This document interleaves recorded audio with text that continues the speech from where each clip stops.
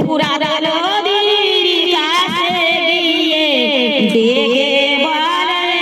খারি জান থোড়া পানি আনো না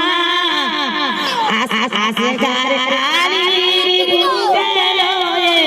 দুলুলিয়ার সুয়ার কোলে পুরা নদীর কাছে গিয়ে ডেকে বলে পুরা নদীর কাছে গিয়ে ডেকে বলে খারি জান থোড়া পানি আনো না আসগার আচ্ছা